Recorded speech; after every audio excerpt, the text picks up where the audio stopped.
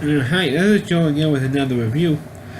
And for the sake of this video, I know in the last review I promised to continue discussing the Friday Kid films, which I will. Excuse me. But for this video, I'm going to be discussing the real 1941 classic, Citizen Kane. And it's been voted by the American Film Institute as the greatest movie of all time.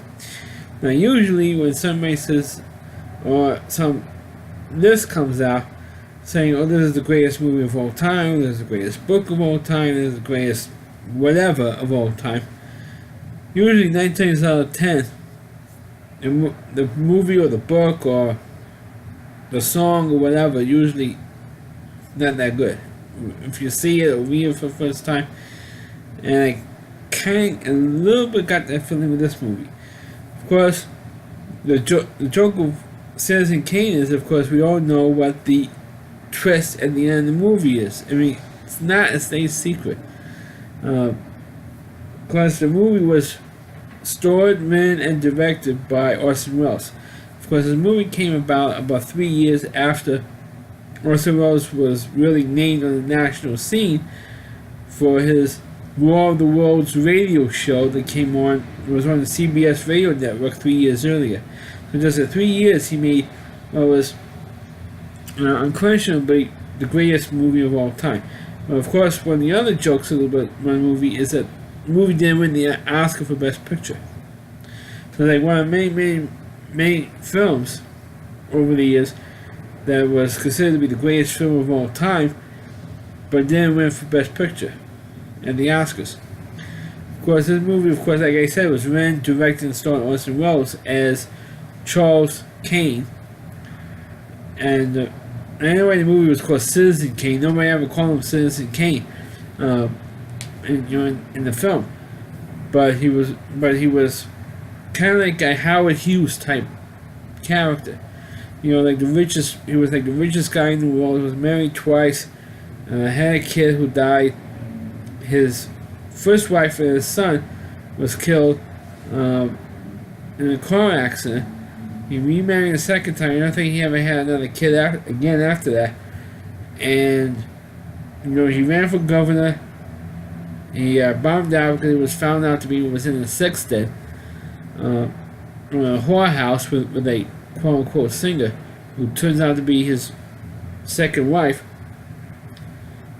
And he built an opera house for her, and so that she had a showcase of sort of talent. Her talent was not that good, and she got like lousy reviews. But Orson Welles or Charles Kane could encouraging her to sing. He likes her voice or whatever it is. He was trying to push her talent. Well, talent was not. She had the ability, but not the talent. And when she had the heart, and after a while she didn't have the heart to do it anymore, and Kane decided to keep pushing her all the time, and to the fact where she ends up leaving him. So he got divorced twice. He ends up dying alone, and his final word was, of course, the most quoted word in the whole, which took place in the very first 5 minutes of the film, when he says, "Rosebud." And he drops like a snow globe and smashes to bits. And of course, the most of the film, which is the flashbacks, but what they mostly did was, what we're mostly about is reporters trying to figure out what Rosebud means. What does it mean with nickname here for a girlfriend, name for the state, or horsey boy, or horsey bet on. The reporters are trying to figure out what Rosebud means. And no matter what happens, they couldn't figure out what the mystery was. And of course, we all know what it was. At the end of the film, I mean, I think it's really kind of be a joke over the years, but now critics and YouTube critics and whoever to do a review of Citizen Kane. And then, of course, the name Rosebud comes from, big spoiler for those of you who have never seen the film. It was the name of his childhood sled. They had use a sled to slide down a snowy hill, and he hit a guy who later on became his caretaker. It was one of the many subplots that was discussed in the flashbacks. So these reporters are trying to find out what this rosebud means, and of course they talked to from a reporter who was working for Kane, Charles Kane, who his newspapers. Because Charles Kane owned newspapers. He had this big ranch, big estate down in Florida called Xanadu. This, of course, was made into a crappy movie in the 1970s, starring Olivia Newton-John in Xanadu. They used the same name for Citizen Kane's estate. And of course, it also goes into when he ran for governor, and his opponent, who Kane was trashing in his newspapers, saying the guy's a crook, the guy's a bum, he shouldn't get elected. And it looks like Kane was going to win the election for governor, and it turns out that his opponent found out that Kane was having an affair with the singer in his whorehouse. So of course, his people, or Kane's opponents, guys, leaked the story out. I mean, the politics was lousy back then, 1940. If you think it's bad now with Trump and Hillary and Trump and Russia stuff, that's nothing compared to what stuff was going on in this movie. In terms of the politics involved. All politics is lousy, right? You know, what side of political aisle you on, all politics is terrible. And so, of course, Kane ended up losing the election to his opponent, who he wanted out. But despite of that, Kane's still trashing the guy the one who beat him out in the election in the newspaper. They're trashing everybody. He didn't care if it was made up or not. He trashed him anyway. If he didn't like him, Kane trashed you, and pretty much what the movie was, and how he treated people and everything, like how he ended up dying alone, and even his staff, who worked in his mansion in Florida, in the Xanadu estate, even they didn't know what the hell Rosebud means.